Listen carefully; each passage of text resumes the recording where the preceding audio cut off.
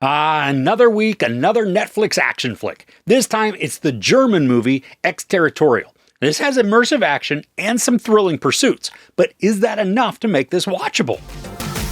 Now, right from the start, this feels like an earthbound remake of the Jodie Foster thriller Flight Plan. We got an ex-soldier named Sarah who goes to the US consulate in Germany to get her work visa so that she can travel to the US for a job.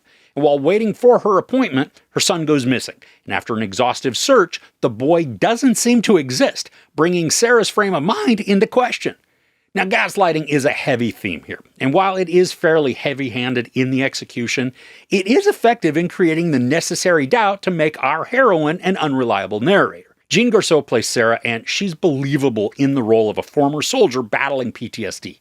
You may recognize her from the Netflix series Barbarians, where she also put the hurt on attackers, savagely fighting with brutal attacks. Now here, she's pretty athletic, but not Wonder Woman. So while she can deliver fierce punches and also take a decent beating, there are moments when things don't go her way, and we get to watch those things go awry. You need to suspend just about all disbelief to make this movie plausible, or at least mildly convincing.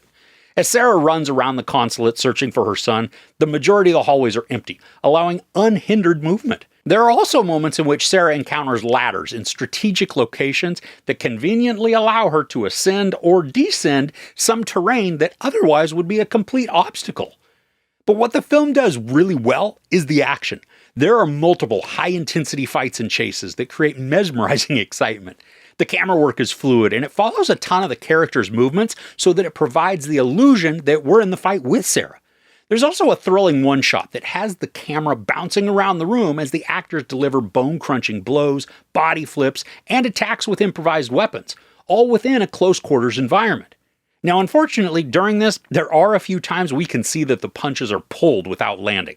That's a bummer, because it does break the immersion for those moments. Now, the story is more complex and slightly more convoluted than I expected it to be. A lot of this works to create misdirection and complications, but it also creates moments that feel as though the film has kind of lost the plot and is going in too many directions. With the complexity of some of the portions of the plot, elements become thin and underdeveloped, necessitating a large exposition dump at the end of the film that provides all the answers, but it's incredibly lazy. The dialogue is littered with flashbacks we've already seen to give a weak response as to motives and the impetus for all that's transpired. The story was so focused on the search and the chase aspect that the other side of the story was just left dangling in mystery jail until the plot could reach the point when the only option left was to have the villain lay everything out.